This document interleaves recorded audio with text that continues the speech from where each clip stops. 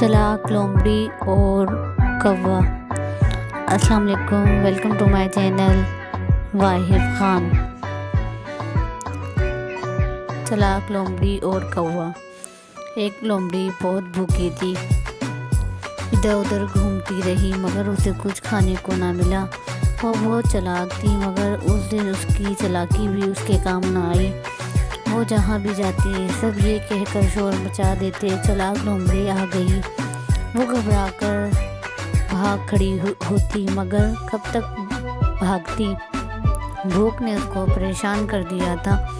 وہ حیران تھا کہ اس نے ایک درخت کی ٹہنی پر ایک کوے کو بیٹھا دیکھا اور اس کی چونچ میں ایک گوشت کا ٹکڑا تھا۔ لومڑی کے منہ میں پانی بھر آیا مگر درخت کی اونچی ٹہنی پر بیٹھے ہوئے کوے سے گوشت کا ٹکڑا چھیننا بہت مشکل تھا۔ لومڑی تھی بہت چلاک، اس کی سمجھ میں ایک ترکیب آ ہی گئی۔ اس نے کوے کو مخاطب کر کے کہا، بھائی واہ، تمہاری صورت کیسی اچھی ہے، کیسے خوبصورت پر ہے، تیرا رنگ تو لاکھوں میں ایک ہے، چمکدار اور سجیلا۔ کوے نے جو لومڑی کی آواز سنی اور اپنی تعریف کی تو پھڑ پڑا کر دوسری ٹہنی پر جا بیٹھا مگر گوشت کا ٹکڑا اس کی چونچ میں جوں کا توں رہا۔ لومڑی کی سمجھ گئی تیر نشانے پر لگا ہے اور کوے کو اپنی تعریف بہت اچھی لگی ہے۔ اس نے کہا، تو نے جیسی صورت پائی ہے تیری سیرت بھی ویسے ہی ہے اور پورے جنگل میں مشہور ہے کہ جب تو اڑتا ہے تو سب پرندوں سے الگ نظر آتا ہے اور تیری نظر چونچ تو ایسی ہے جیسے چاند کا ٹکڑا۔ کوا اور خوش ہوا اور اچھل کر ذرا نیچی ٹہنی پر آ گیا مگر اب بھی بہت اونچی جگہ تھی پر لومڑی وہاں تک چھلانگ نہیں لگا کر نہیں جا سکتی تھی۔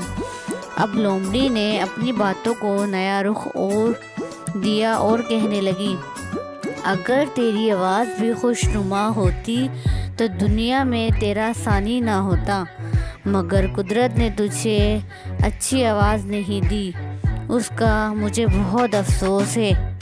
کوے نے یہ سنا تو اس نے سوچا کہ لومڑی نے اس کا گانا کبھی نہیں سنا ہے، اس لیے وہ اس کی آواز کے بارے میں شک کرتی ہے۔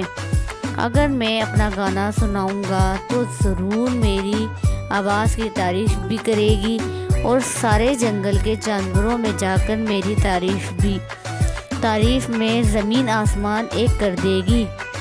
یہ سوچ کر اس نے گانے کو چونچ کھولی اور کائیں کائیں کرنے لگا تو چونچ میں سے گوشت کا ٹکڑا گر پڑا۔ لومڑی نے جھپٹ کر اسے اٹھا لیا اور ہنس کر کہنے لگی، میں نے تمہاری عقل کی تعریف کب کی تھی جو تم نے اپنی عقلی دکھائی اور خوش آمد میں آ کر کائیں کائیں شروع کر دی۔